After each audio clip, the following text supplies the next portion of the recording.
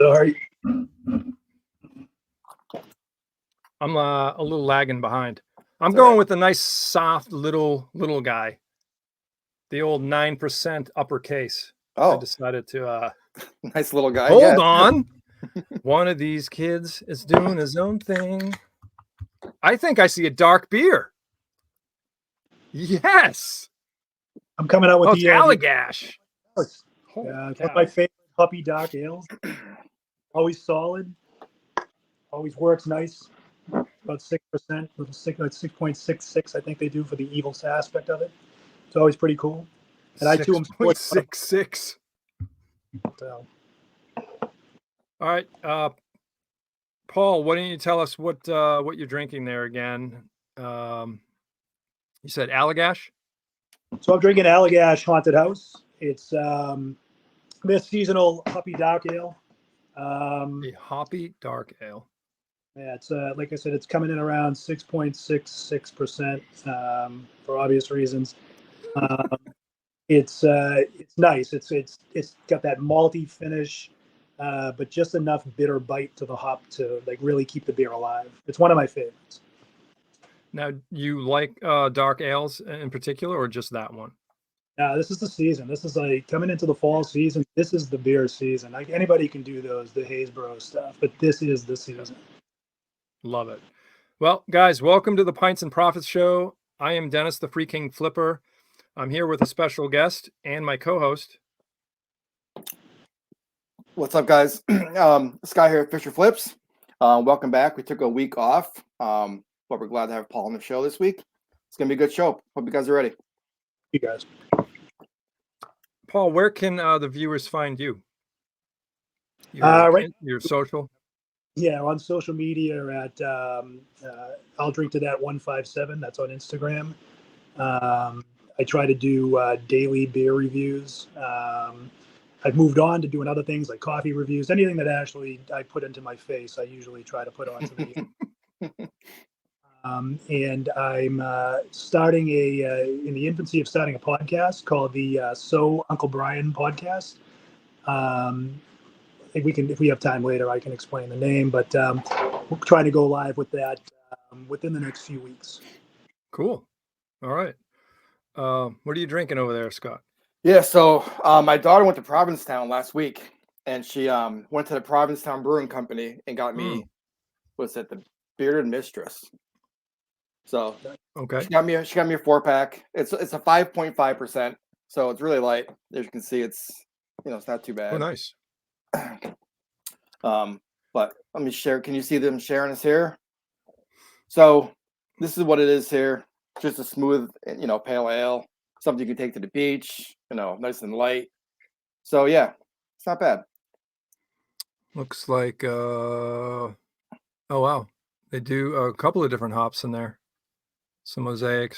Are you getting any of the Sauvignon Blanc sort of wine taste to it? I am. That's funny. Yeah. I'm like the backside of it. I can taste that. I'm not a big wine person, but I can definitely taste that wine part of it. Yeah, but it's not bad. I haven't tried it yet. For a 5.5, I had her get me something up there, and I just took a shot in the dark. What do you got going on there? My last of the Trillium beers that I had from a few weeks ago. This is a nice light 9%. Double IPA. What's the date on there? Yesterday, July 10th. All right. So it's not like overly fresh where you get kind of like hot burn. It has mellowed out tremendously, and I have it in this glass right here. You know who that is? You're in my world now, Grandma. Right. Was that from? And then on the other side, it's one of the greatest golfers to ever play the game. Yep. Shooter McGavin. Not the greatest. Well, I once saw a picture of him and Tiger Woods, and it said, the greatest golfer to ever play the game and Tiger Woods. Nice. Well, we have Paul here. Paul is from Massachusetts, as am I. So we kind of know a lot of the same breweries and all that. Scott is camping out in the back of his new favorite brewery. Oh, yeah, I was gonna bring one on tonight too, but I don't want to spoil everybody. Paul, have you tried Fidens? I have. You have I have. really? Thoughts? They're solid. I forget which one I had. I've only had one. It's tough to find up in this area, the South Shore. But a friend had brought some back, and I tried it. I mean, I did an IPA. I wasn't doing backflips, but I liked it. It wasn't anything. Yeah, I'm in love with that place. We try to go down every weekend. We'll go have lunch or a late dinner or something, or early dinner, and just see what they got. And every week with most places, they're changing the menu. And of course, I have to leave with 10 or 15 cans on my way home because What is the limit now? Is there like a weird small there's can like limit? this last weekend they had 3 of the 6 that were available with a 1 can limit, Oh wow. which fucking sucks. Like, Yeah. and then but usually it's a 6 can limit Per per beer. customer. Like, Per beer per per can. customer, unless it's a limited edition that is only 1 per customer. Wow. Well, we remember those days, Paul and I'm sure, waiting in line for beers, leaving after like a 2-hour wait with like 5, 6, 7, 8, 2 4-packs. Yeah, you call those places Treehouse and Trillium. Yeah. Oh yeah. It is not like that anymore. Paul, I live on the Cape, and the new sandwich location for Treehouse is like 8.5 minutes away from my house. So it is dangerous and Nice. expensive. Oh yeah. Yeah. So I was drinking. My father-in-law is here from Florida, and he loves Julius. Yep. And I'm sitting there, and I'm looking at the can. And I'm like, "This is today. This Nice. beer was canned today." How? It's wild. It's absolutely wild. And there's no limits. You can just go in there and get as much as your bank account will allow. It's crazy. I went out there as a guy in the industry, having gone out there, working in a brewery when I worked at Castle Island. We were a relatively small brewery with just by the time I left, we had 20 fermenters and 3 bright tanks. To walk there in the Charlton spot and stand along the edge there and just look down as far as the eye can see fermenters, it was mind-boggling. It was beautiful. It was a very pretty sight. Now, how long have you been with Castle Island? This would be my 4th year. I'm still part of the team. I no longer do the production side of it. Now I'll do I go out and do tasting teams. I'll go to different tastes, and we do the pumpkin drublick and all that stuff. That just the different things that they put. So it's pretty good. It's a good way to stay in the industry. It's a great way to still push the industry and the beers that I like. You know what I mean? And do it having a great time as I'm doing it. So. Oh, there's High Def. And what else have I had? Oh, here we go. Year round. There's Keeper. That's hanging behind you on the wall. I've had Jetty. I've had that light lager, Candlepin, High Def. There's another one that I used to drink too. I don't see it on here. I can't remember the name of it. Candlepin we used to call staff beer, because that was the session that we could drink at the end of the day and take down 4 or 5 of them and still be able to get home. So it's a nice light session beer. That's absolutely, to me, that is the pinnacle of like session ale right there. That's the one. So they're using Cascade Citra and CTZ at 4.4%. Yeah, that's a beach beer. It sounds delicious. It's amazing. Well, I'll definitely have to showcase them on a future show. I haven't yet. I mean, we're pretty much not brand new podcast, but we're new. Mm-hmm. So we're trying different things, and it's just awesome to talk to people that love craft beer. And the other half of the show is reselling. So we're just mixing 2 things that we love. Scott and I both love craft beer. We love reselling on different platforms, and decided to make a show revolving around that. That's pretty awesome. I really, like I told you, the reselling part of it is absolutely cool to me. I live off of watching the pickers and stuff like that. Just it amazes me the stuff that the eyes that you guys have for certain things and the resale value on maybe something I wouldn't know how to resale value. So I think it's really cool. Well, we all started somewhere. I mean, you said you were doing like packaging and then you've moved up, and it's just, if you love what you do, you just learn that stuff, and it's so enjoyable. It's not work, right? You don't work a day in your life if you like what you do, for sure. 100%. I worked as a regional sales manager for a brewery up in the North Shore, True North Ales. They Okay. do Northern Haze is their big one. And then they do a Season of the Witch, which is really good. It's out now, that's my favorite beer. And then they did one that, these are all IPAs. Yes, okay. Their award-winning, gold medal award-winning Vincian, which is a Belgian blonde ale. It's amazing. They win awards with this beer all over the place. Yeah. So picture it as an upscaled Allagash white, like a real clean Allagash white, and they nailed it. And it's amazing. Unfortunately, I'd have to drive up. I'm like an hour and 25 minutes away from them. And they don't have anything down here anymore since I left. But I used to drive from here to P-Town to Rhode Island to Quincy and try to sell beer at package stores and restaurants and all that stuff. That was my job. And then COVID hit. And then I just couldn't do it. I couldn't make the money work. You know how the bars and the restaurants were like, well, we're closed, or we're going to take half the taps, and we're going to sell, nothing. And they would not take on a new beer and take a chance. I get it. So from there, I went to straight full-time reselling, and that's where I am.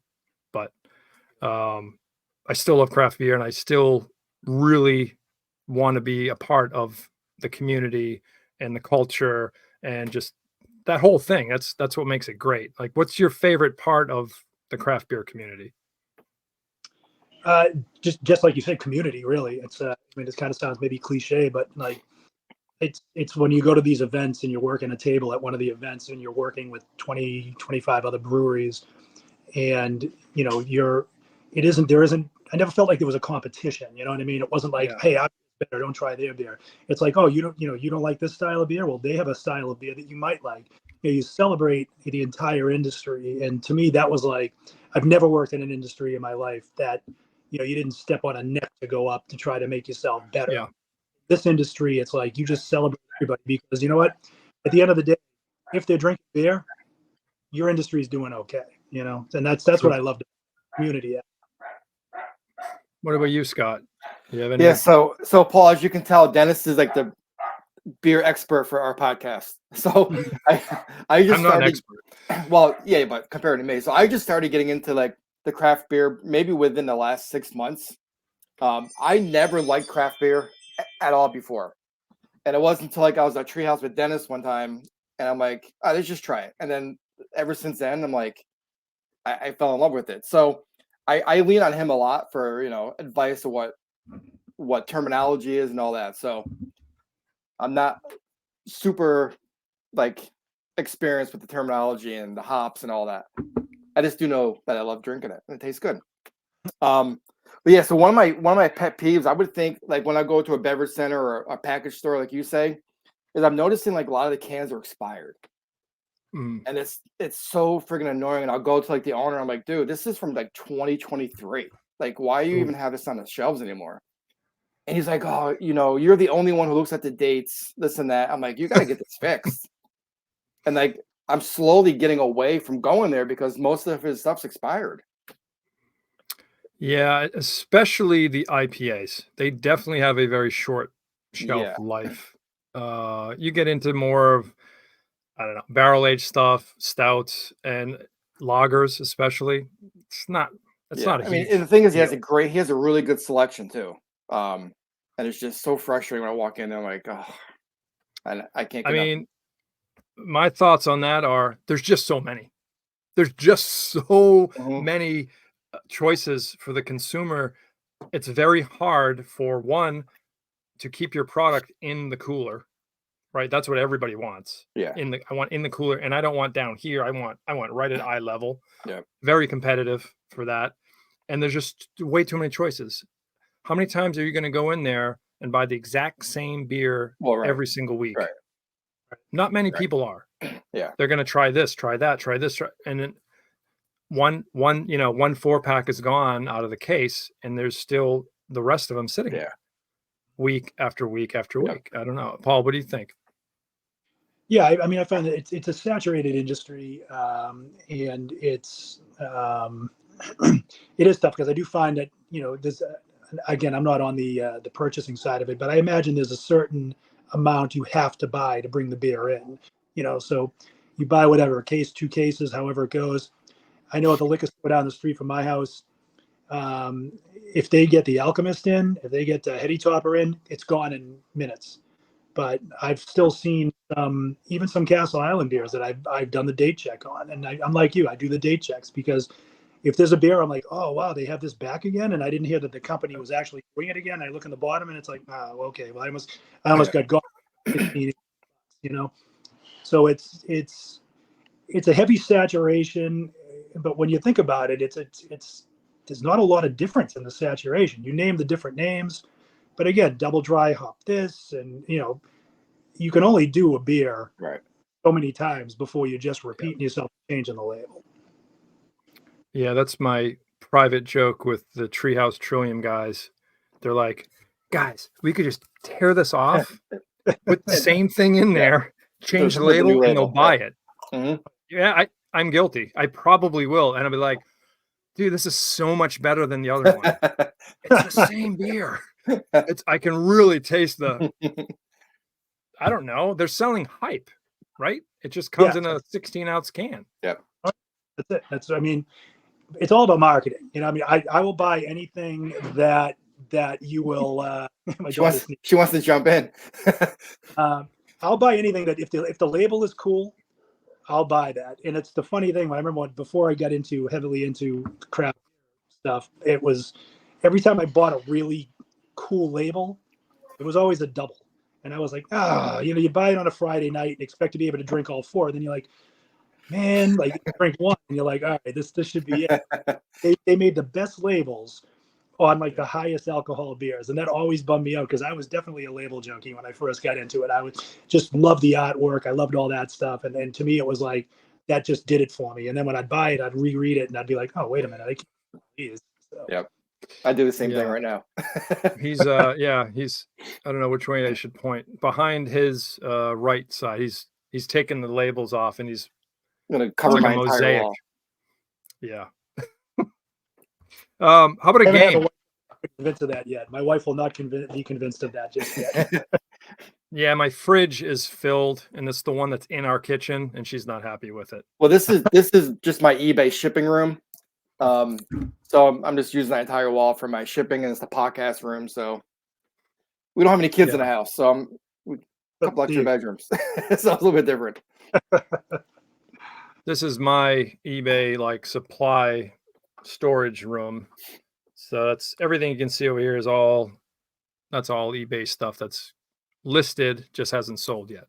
Wow. Good for you. It's just fun. You should see his. He's got bedrooms filled with clothing, just ready to go. I got 2 eBay rooms. Yep. You guys want to play a game, and it's not a not very nice game. Okay. All right. The name of the game is one of these breweries has to leave forever. You can never go back there. You've been banned for life. All right. I'll give you a few moments to decide, but in no particular order, these breweries are The Veil, Treehouse, Other Half, Monkish, Trillium, The Alchemist, and Fidens. Got my answer already. The Veil, Treehouse, Trillium, Other Half, Fidens, Monkish, Alchemist. Well, one has to go, and you can never go back there again. So that's my problem. My problem is I don't know what 3 of those are. I would have to say I agree with you with The Veil. I'm not sure what that one is. I do know the others, but my answer came right up. Okay, so the I'm Veil is gonna go last. So let Paul go first. the Veil. What's that? I was going to say, yeah. What's the Veil? I'm curious. So I'll pull it up. The Veil is pretty much the premier brewery of the East Coast in the Richmond, Virginia area. Like Okay. it's like that their mecca. It's like their Trillium Treehouse. Other half New York. They got like 3 other breweries now, I guess. Mhm. Every time I go there, it is absolutely amazing. And they specialize in dark stuff. They do IPAs, of course, everyone does, but their barrel aged and all that stuff is just insane. Can you guys see this one? Nope. No. Yeah. All right. Let me share that. Okay. So I used to live in Virginia. Actually, I was a police officer in Virginia, and these guys are insane. So that's their logo. It's like someone pulling the cloth, like in a magic trick. They're like, like voila type of thing. Mhm. Let's see. So it looks like they got three locations now, which is nuts to me. Let's see. Where can I find? Here we go. Beer. But they do like Red Ferrari. They do. How can I get into this here? Well, I'm trying to get to the main page, and I'm not having any luck with it. That means we don't want it. Oh, here we go. So yeah, they do like fruited sours. They do this one here. Sleeping Forever is like a barrel aged stout that they do, which is absolutely insane. Yeah, so very cool, very industrial looking. This one here is the one I went to in Richmond on Belleville Street.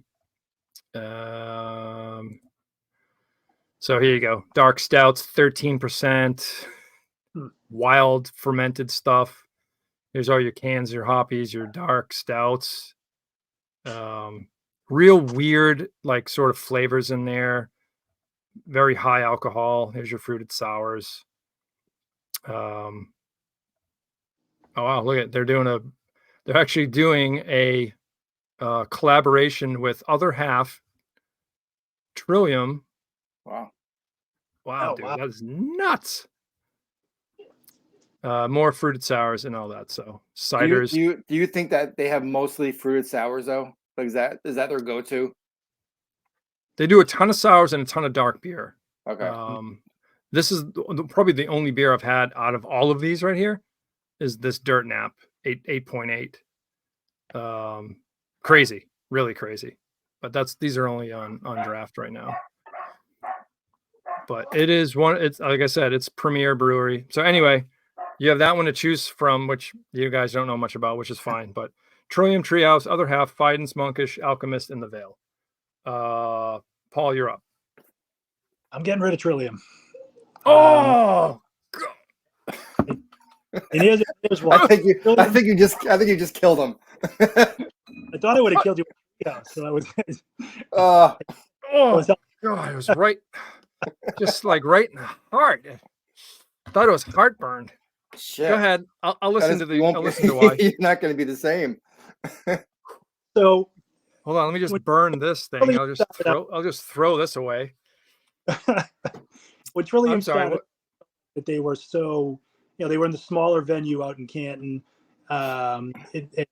They had kind of made themselves like a baby alchemist. Everybody wanted their beers. Everybody waited in line. Then they bought the giant spot out there, and beautiful spot, great place to go hang out.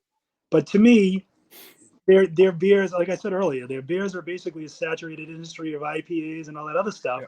And they could literally, like we talked about earlier, they could throw a label on pond water and put Trillium's name, and all the Haze Bros out there would be like, "This is the greatest thing I've ever." You know what I mean? What actually makes me like a Haze Bro? Like I don't even know like what that would do or anything. Like I'm not sure. It's like I don't even understand that term. I've never heard that. Really? before. It's just I'm it's being the completely facetious. I'm a I, boring haze bro. I totally am. and there's nothing wrong with that. I mean, I do like my IPAs. I really do. You know, I'm not gonna lie. I do enjoy going to places like Stellwagen and trying out their IPAs, and I do like that stuff because there's a spot for that. But you know, like I'll give an example of they had a lime raspberry lime Ricky. I don't know, may have been Sour. sour or something, and I had huge hopes for it. You know, I waited in line. I had huge hopes for it, and I was colossally disappointed in that beer. Like it hit Really? none of the notes whatsoever. You know, from the can art right down to the flavor, it was a giant whiff, and I was just like, it just bummed me out. And then you'd hear people come into different on different tastings and would say like, oh, is this anything like Trillium's blah blah blah? And you're like, it's kind of like, it's like that kind of thing just it went sideways. So is it bad beer? No, they make good beer, but I guess it's because they are who they are that I would get rid of them. They don't need me buying their beer, so I can get rid of them. So Dennis, basically, he's saying they're overrated. Yes, exactly. Yes. I can't disagree with that. They sell hype. But where I'm going to disagree is even being in the industry, and you might not like to hear this, but it's an IPA world. Mm-hmm. If you don't make a good IPA, no one is going to go to your brewery. You could make probably the most delicious barrel-aged stout or like a nice coffee porter or something just so hard to make. And let's say you make the most insanely crisp lager. That is it's like German people will come over here and think their ancestors made it. If you don't make an IPA, doesn't matter. No one's going to go. You are right. You are correct. 100%. Absolutely. But okay. So you're getting rid of them and you're keeping the rest, even though Monkish excels in IPAs. Treehouse. That's my follow-up. Why Trillium and not Treehouse? If you follow a lot of my posts, I don't like to dog on a lot of companies. That's not what I'm about. I'm about celebrating the industry. So I think you would have had to have a whole show to me dedicated why I would get. So that's why I went with Trillium, because it was something I did in about 4 minutes. Whereas Treehouse, I have a lot of issues with, and I'm not going to bother getting into them. So they'll stick around maybe for the next time. You know what I mean? We'll curb that one, and then maybe you could have us come on your show. Oh, that's even better. And we'll talk about that. That's even better. All right. I'm going to go, and I don't want to say this because I really don't have. Oh, it's a bittersweet thing. Okay. Obviously now that I'm a haze bro. So the Veil, Trillium, and Treehouse, other half, and Fidens, they're all staying. All of those have to stay. Some of the best beers on the planet, IPAs on the planet. Monkish, when they did the collaboration with your favorite brewery, Trillium, knocked it out of the park. It was called insert hip hop reference here, there, and then everywhere. Unbelievable collab. I was blown away. So that leaves the OG, which hurts. It hurts to say that I can't even say it. That last one that has the Alchemist. I would probably, the Alchemist is off my list, and it really hurts to say that because I wouldn't be sitting here with a hop tattoo drinking a Trillium out of a 16-ounce can that looks like orange juice if the Alchemist wasn't ever to be. Okay, they're the OG for a reason. Is their beer the same as some of these other hop bombs, these juice bombs? No, it's not. But there's a place for it. And every once in a while, when I find a focal banger or a heady topper, it's like, oh wow, it refreshes the palate. Like I remember these. I remember being blown away the first time I had a heady topper. Like, what? This is crazy. So I'm gonna I'm going to be very bold and honest, and I'm going to pick the Alchemist. No, nothing. No. I see. I tend to. I like them, but again, that's another hype brewery. If you look at their social media, like 9 million people are following them. They follow like 3. You know what I mean? That they believe in their own hype, but they can sell it, and they're tremendous beer. Fogelbanger is amazing. I'm not talking about any hyped beers. I wouldn't do that on this show. In my package, Lawson's is on. For some reason, Lawson's has chose to be on the bottom shelf. I don't know why. They've chosen to be there, I believe. All I know is, in my time of going to package stores, I have been told over and over again that they just show up with like 5 to 8 cases, and they're like, here. And it's not that way anymore. People aren't waiting in line for that anymore. And they're like, dude, we still have like 4 cases from last month. Like, we're good. We're totally good. The hype train for Lawson's is gone. Right. The other one that is not, I think it's underrated, in my opinion, is Bissell. I think underrated.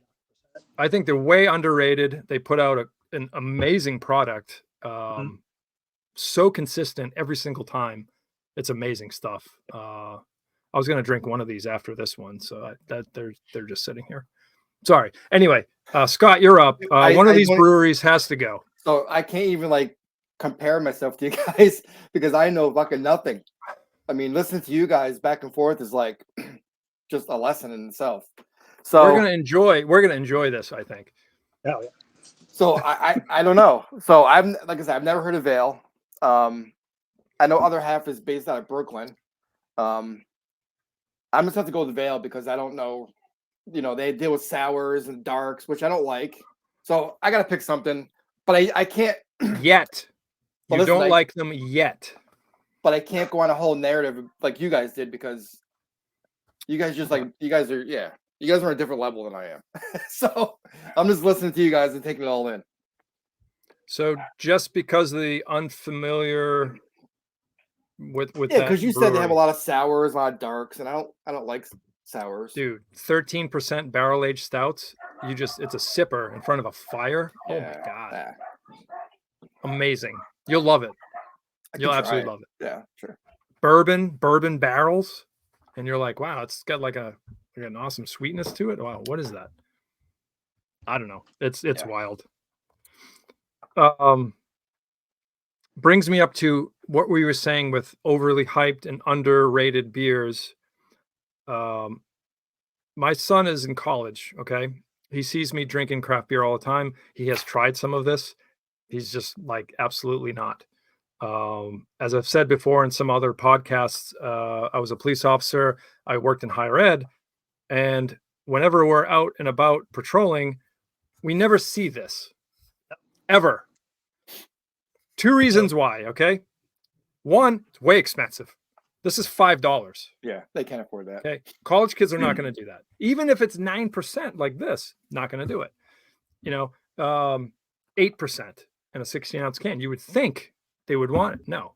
The other reason why, and I actually asked them, why are you drinking seltzers all of the time? All of you are drinking Trulies and the White Claw and all that crap. They're like, it's so low calorie. Mm-hmm. They are so conscious about their health and their weight and all of that. They're like, we don't want all the extra calories. We want to be able to drink like 15 of these things, and it's cheaper, and we're not going to be gaining, what's in this?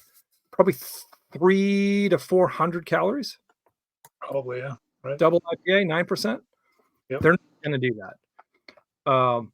That, would you agree? Yeah, you're right. I think that's I found the same kind of thing, is that they're all drinking the Trulies. They're all drinking they're drinking the ones that you can pound.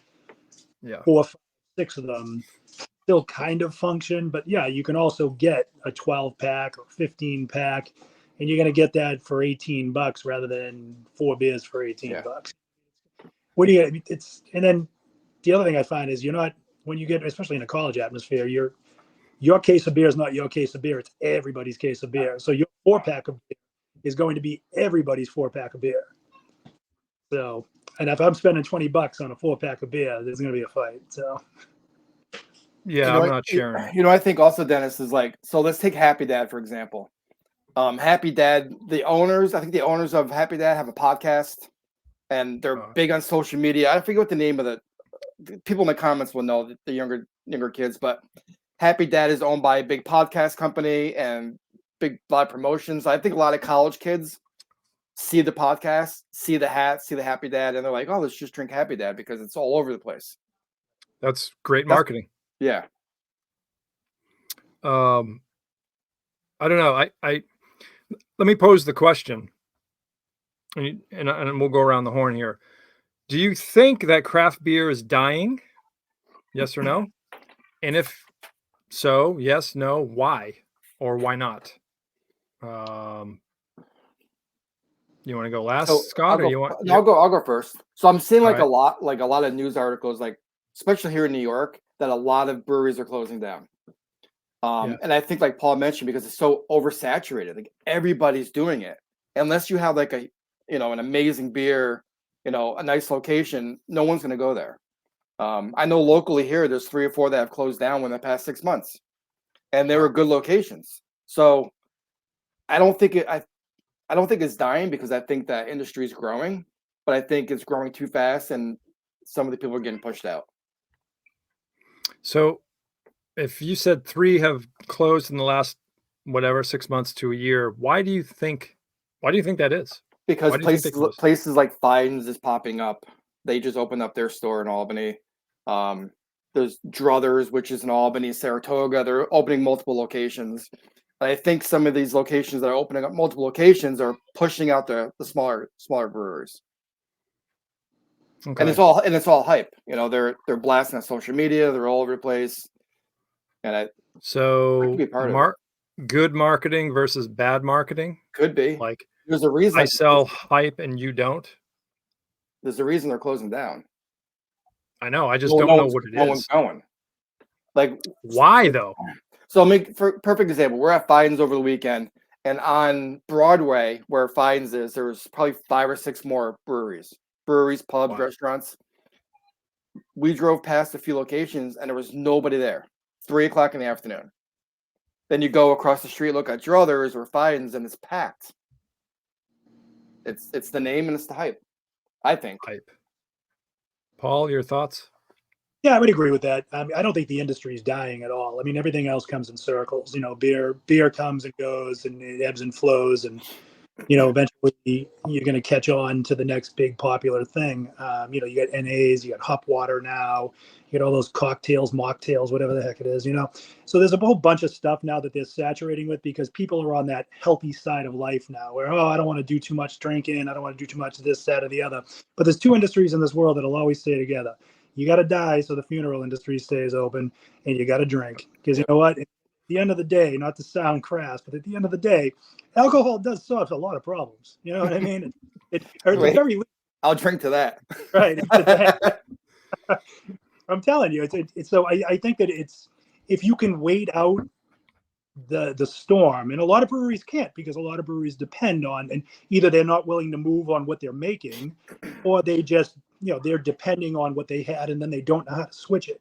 But if you can weather the storm just a little bit, I think you come out on the other side, you'll be all right. I think you would. I think it's strong. Do you think their margins are dropping based on their cost of goods and this and that? I think everything. Yeah, I mean, at the end of the day, malts and hops and everything like that. I mean, that's all expensive when you break it down. Even the cost of like the aluminum cans, the cost of can tops and stuff like that, pack techs, all that stuff. That stuff sets an industry back. I mean, that's during a packaging run, you can lose a lot of that stuff. I mean, you use barrels and barrels of cans, just damage that showed up from the manufacturer. So you're taking those hits as well, and that's the other thing. It's not just about beer sales; it's about what's going on behind the scenes. So you could make still the greatest beers and jump on the greatest things like the NAs and make great hop water and make all these great seltzers and all that stuff. But at the end of the day, if your cost to make that is more than you're selling, you either got to be able to have the wherewithal to weather the storm, which a lot don't, or you go under. And that's the sad part, is that's why we're losing a lot in the industry, is because of that. There's not a lot of people that go into it with enough with enough collateral, enough money, background money to keep themselves afloat when the stuff goes bad. But I think that those ones that will live are the ones that can afford to do that. Right. But I don't think it's a dying industry by any way, because you know what? Everybody stops drinking and everybody starts drinking again. That's why they only have dry January and not dry every month. That's so true. Yeah. So to follow up on what you're saying, like I always said, the ones that get rich in this business are the hop growers. Oh, God. Absolutely. I can lock you in and you have this fantastic beer. Let's say it's your flagship and you have to have my hops and you sign a contract for 3 years. Great. Boom, boom, boom. What do you think happens after that third year? I am jacking that up, and it's up to you. You want my hops. That's fine. They're very wary about passing that on to the consumer because as a consumer, there's a price point. I've seen single cut in a package store. It's like $27 for a 4-pack. And I'm like, dude, absolutely not. Absolutely not. I'm not doing it. There's something wholesome about that $20 for a 4-pack. $20, $19.99 plus deposit. Like it's ingrained in our heads. And I think these owners know that. So all of a sudden you get hammered with, aluminum costs went up, hops went up, malt went, everything. I don't know. Your water bill went up. We got to pass along consumer. Our $20 4-pack is now $24. You might see a decline in people buying it. I don't know. I mean, I know the margins are like this for a lot of these guys. And like you were saying, the ones that can afford to weather that storm, COVID, the economy sucks, everything's more expensive. You can weather that, you're probably okay. You're a smaller guy that was brewing in your basement like 2 years ago, and now you're putting out maybe 4 or 5 beers. Dude, it's death. It is death to you for any type of cost increase. And I feel bad because these people are more passionate than most people I know about what they're doing and how they're trying to make a living, feed their families. So, support small business, support small breweries because they need it. They're probably not even making a lot of money. They know that they're going to break even for a couple of years. And it's more important now than ever to just support them. Yeah, just get out there. Just when you go to the breweries, buy the merch. Go, walk out with a 4-pack. Just get to talking to the guys that are there. 90% of the places that you go to, you're going to be able to sit behind, in the front of the counter, and behind the counter or next to you at the counter might be one of the brewers, might be one of the guys that's putting the beer in and pick their brain, have a conversation with them, because I guarantee at the end of the day, you're gonna like that brand for not necessarily because they made the best IPA in the world, but because they gave you that moment in time. Right. And that brand will last. And that's what you got to do. And, I try to make it a point. Me and a friend of mine try to make it a point to go around and hit different breweries on the weekends or on our days off, and just sit back. Like I just came from Stellwagen a couple hours ago, just to sit back and have a beer and just have a conversation. You know what I mean? And get to talk to those guys and show your face, because they eventually start to know you. That's why I do what I do here, and I'm sure that's why you guys do what you do here, is to celebrate those breweries that you love, and even those ones that you discovered that you're like, oh wow, I'd like to see where these guys go. Yeah, we try to, showcase a different brewery every single week and talk about them, show their website, show the interior of the place, how beautiful it is, how cool it is, where it's located, and all that. Kind of like free advertising for these breweries. To backtrack, I actually was slinging beers at Stellwagen before I was, amazing people, absolutely amazing. Imagine going in there for an interview to be a beer server, and the only thing on my resume is first responder, pepper spray, Glock certification, CPR, AED, and I don't huh? You said, I said, I don't have to imagine that. Okay, well, I'm like, there's nothing on here beer related. So I took tips online, the tip certification, and then I actually passed the first Cicerone level, which good is for you. a certified beer server or whatever it is. It's basically like a sommelier. Mhm. So Scott, you go into this real fancy restaurant and you want to, talk about wine, and the somm comes out and he or she can tell you everything about. There is a beer version of that called the Cicerone. There's only 3 levels. The second one, you have to actually go to this like regional test, and there's beer pairings. I mean, it is high end. I barely passed the first one. I actually had to study. It's crazy. I threw that on the resume. I applied. She called me in and she's looking down at some of this stuff. I'm like, yeah, I'm a police officer, but I'm passionate about craft beer and I want to get in the industry however I can. And she's like, we pay what we pay here. It's, measly money and then tips. I'm like, yep. She's like, okay. And then like 2 days later, she's like, yeah, we'd like you to come in and meet the owners and the brewer. And I'm like, all right. And I'm like wandering around, the fermenters and everything. I'm like, I'm in my heaven right now. And she's like, here you go. Start slinging beers. And I was behind the thing, just pouring beers. She's like, you can have the little 4-ounce pour throughout your shift, but try not to have a full pour until after. I'm like, okay. I'm like, well, I gotta taste them all, right? Because if someone asks me, I need to be knowledgeable. So I'm just like, the best job, the absolute best job. It is amazing. But yeah, good people at Stellwagen, guys. We'll definitely showcase your beers in an upcoming show.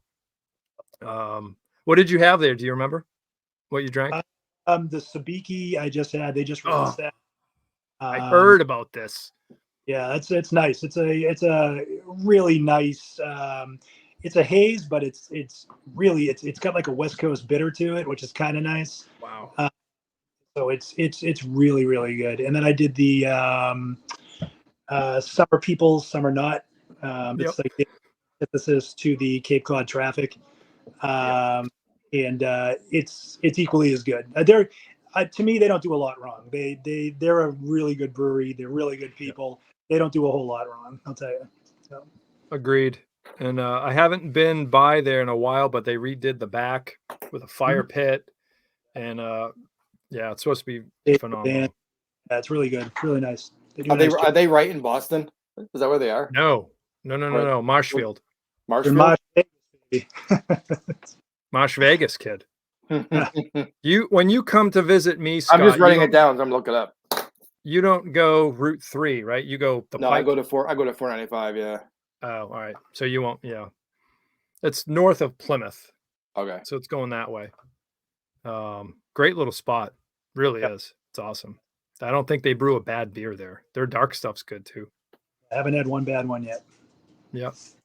Paul, this is the time of the podcast where we flip over to something that you're not familiar with. By all means, you can stay. We're going to talk a little reselling, and we also talk about some conspiracy theories. Oh my gosh, I would absolutely kill it to stay with the conspiracy theories, but you all know what I really do other than talk about beer and drink it. So I'm an hour out of that shift. So I'm about to head out. Yeah. Well, Paul, awesome to talk to you. I mean, you are super knowledgeable, and we wish you the best of luck with your podcast. Please have us on there. We would love to join you. I'd be insulted if you wouldn't come on. I'll tell you. Yeah, awesome. It was great. I learned a lot from Paul today. Like I'm taking notes. Like it was great. So it was definitely nice meeting you. Thanks for coming on. Thank you guys. I really appreciate it. This has been great. Awesome. Hey man, again, I appreciate it. Lot of fun and a lot of information. You are, you're in the wrong field, I should say. We were. We absolutely were. If there's ever, say again. I said we'll get into the right field soon. Yes, I mean, if there's ever an opportunity for you to go full-time beer, man, oh my God, Yeah. That is your calling. It Yeah, is. that's 1000%. Yeah. I appreciate it. You guys are making me blush. All right, man. I'll talk to you soon. Thanks, man. All right. Thanks again to Paul. Wow, That was super great. knowledgeable. Dude, I learned so much from him. It was crazy. That's why I wasn't saying much, because like I just felt like tiny. I know nothing. You were absorbing all of it. He was a plethora of knowledge. Taking it all in. Yeah. I got a few more topics here, but we're gonna switch over to reselling. And I don't know. I had this weird dream where I woke up, and for some reason I was thinking of this podcast because it's so amazing. It is. And if people aren't why aren't they watching? They are watching. They're watching. They're watching. They're watching Secretly. They want to watch. They're going to watch. They're going to watch. So the question that I was going to ask you, and I'm almost embarrassed to say this, is what is the weirdest thing you've ever sold on eBay, on whatever? I don't even care if it's marketplace. I'm going to bore you. All right. Because I don't have anything interesting and weird because I sell clothing. So I would think That's it? Underwear. Like I don't have anything strange. Yeah. I mean, yeah, no one buys weird stuff for clothing. I mean, underwear. It's the weirdest thing I've ever sold. I cannot believe I'm actually searching this up. Oh, my search now on eBay is going to be bad. Man.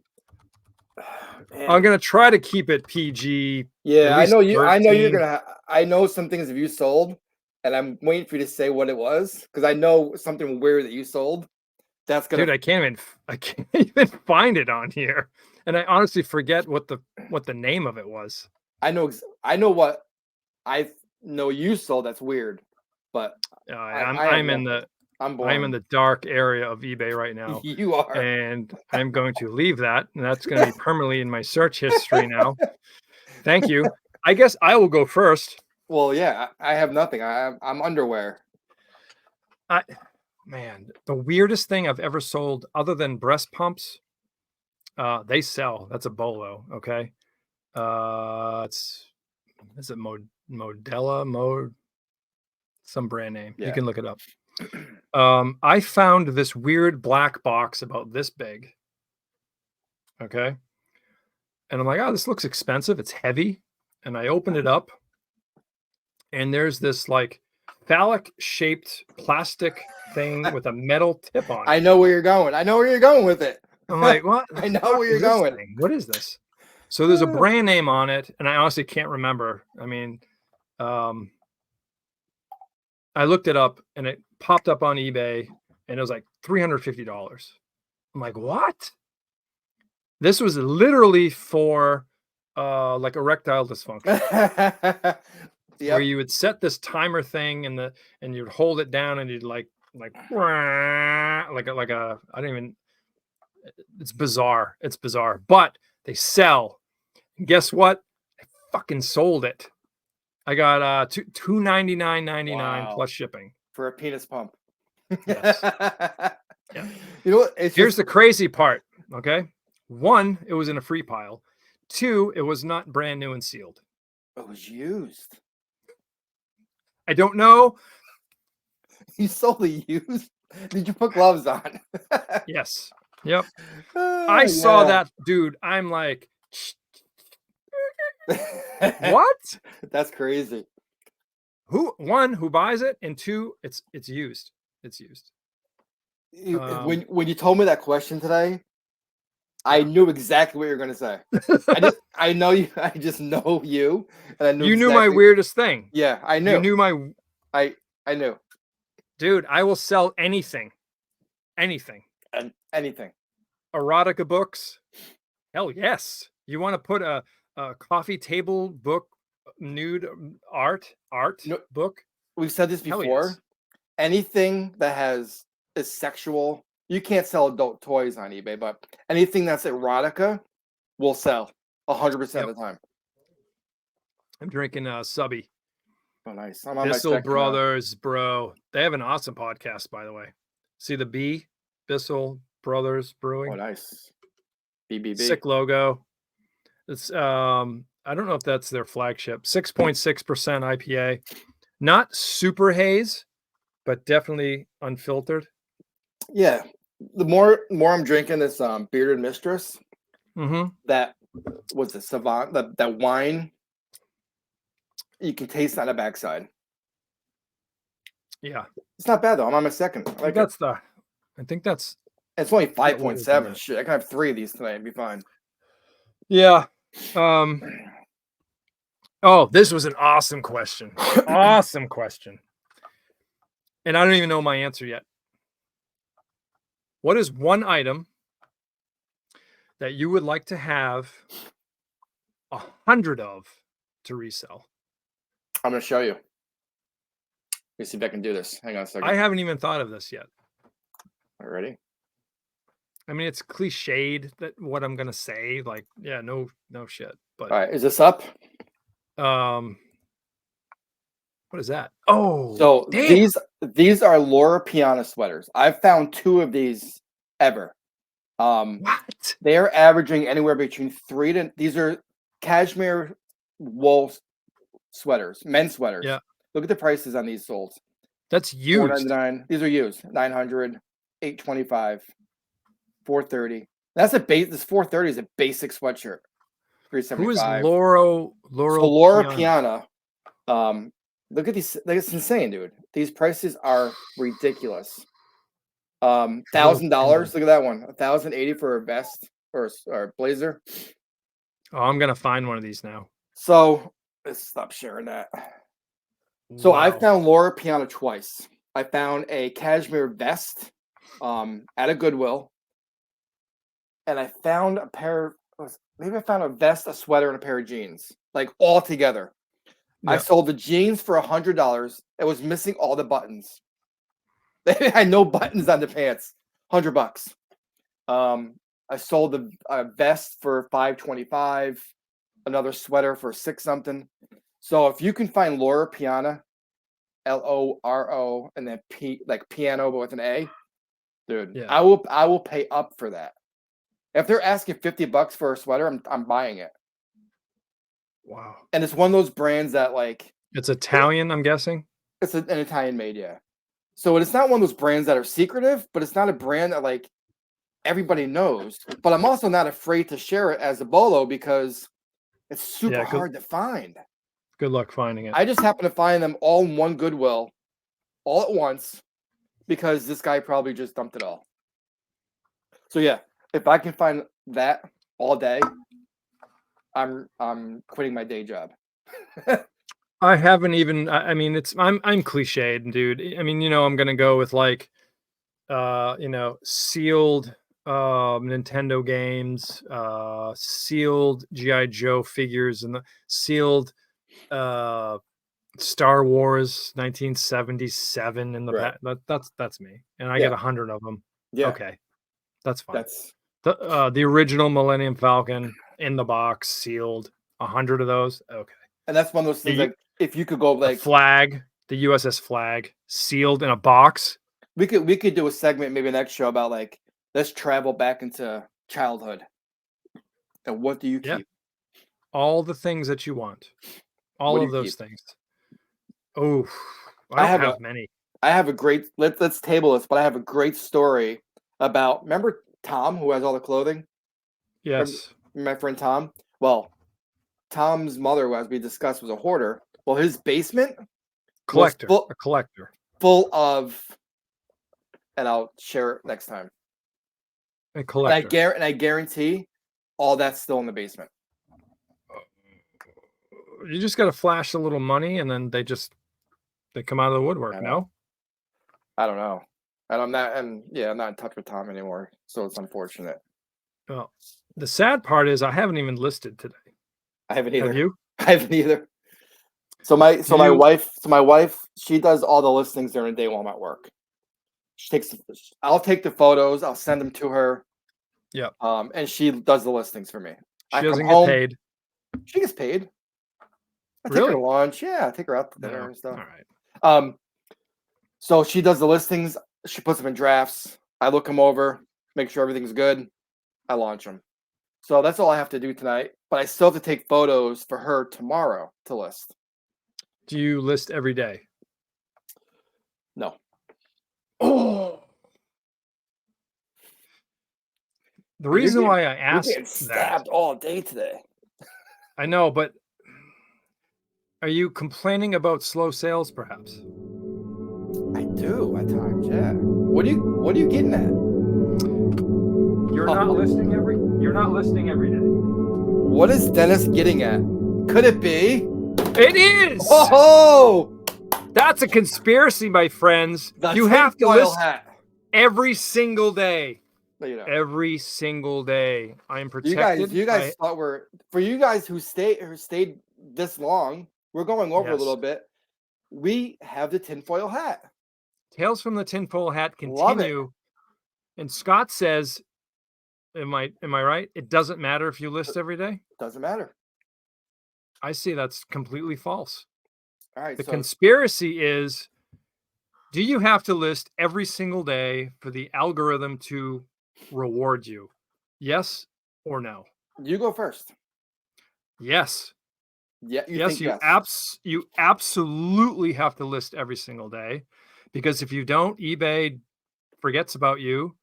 They can tell that you're not active, Mhm. and they will punish you by, I don't know, hiding your items. You believe that? Not Yes. It's not a conspiracy. That's fact. Explain. That's it. I have no You have proof. You have no proof. You're just saying It's it's a fact. I'm wearing the tinfoil hat Okay. to protect myself from the truth, Okay. but that is So, the truth. You're What do you saying think? I'm saying no. I don't list Mhm. every day. I don't list every day. I've said before, I take usually like a day during a week, maybe a Saturday, Thursday. It doesn't even matter what day. If I have something going on, I might not even list tonight. Maybe today's my day. But there's always a day that I don't list. If we go to the bins on Saturday and we're back late, I don't list. But what I do, Dennis, is I sell and sell similar. But I Okay. don't list new product every day. And All right. I have, like you, I have no proof. That's just me. What do you guys think? Yeah, let us know. You guys list every day religiously like me, or do you roll the dice like this guy? Yeah, I don't know. I will literally be on the couch, half asleep, half drunk, in the middle of a listing, fall asleep, and then realize that I was going to list it for like $2 because it's like 10:45 at night, and I got 3 more to go, because I do list 15, which is the magic number. You guys didn't know that? That's 15 is the the magic number. So I shoot for 15, but I'm gonna be honest. Some days I list 5. See? And eBay will punish you because they're like, no, you got more than that. I don't think You have so. more raw inventory to list. No. I think they want to see you active. That's what I'm saying. But if you list 5, I mean, there's no magic number. Like It's 15. it's 15. Okay. I'm not doing 15 tonight. Would I lie to you? I mean, I look legit here, and I'm telling you the truth. I believe it. List daily, the magic number is 15. Okay. And then So you if can barely make enough money to pay your mortgage too, like me. You can make barely enough money. That's funny. That's the sad truth of reselling. What did I miss? I think you guys were talking like some weird We were shit. talking some stuff, but we can't discuss it without the hat. No, can't do it. I'm not protected now, so we Don't real do quick, that. guys. Yep. Yes. We have stuff. We had a few people comment last show. We sent them out. We got stickers, we got coasters, guys. Come get them. You look like you're running out there, because I don't have many left on this side either. It's a limited supply, so yeah. So guys, Get 'em, man. I'm telling DM you. us on Instagram, YouTube, wherever you want to message us, comments, mail them out to you. I've done some over the weekend. I plastered them on some local pubs, breweries. Yes, I saw. Put them out That there. was awesome. So Very cool. get her name out there. How cool is this? I'm not going to drink this right now, but That is kind of cool. Got the hops hanging over it. these are Comet hops. And I picked these tonight out of my backyard. And I'm telling you right now, they smell amazing. Even then they're not ripe. So what are you gonna do with them? Just smell them. Hang Hang them in your room, and I stick them in a jar, and I smell them. What I should tell you what I'm doing, but I was going to keep it as a surprise. In a couple of weeks, when we go to the Cape Cod Brew Fest, that's right. See you September there. 21st, guys. Come see us. I'm going to cut each of us a lay Yes. of hops. All right. Sick, right? And so when we get hungry, we're gonna have the pretzel and the hops. And the hops, yeah. What if we eat the wrong one? It's fine. You can eat this. It's just the flour. All right. I mean, we're drinking. Oh my god. I can't wait. It's absolutely amazing. So yeah, I'll do those. It's a vine with them all hanging off of it. And Love it. It's real. It's definitely real. I mean, look at that. So cool. Guys, thank you for joining us. We're going to let you go, and cheers. Thanks to Paul for joining us. Yeah, Paul. And thank you so much. Check him out on Instagram. Give us a like, give us a follow. Check us out on Instagram, and subscribe if you like what you watch, and there will be much more. That's it.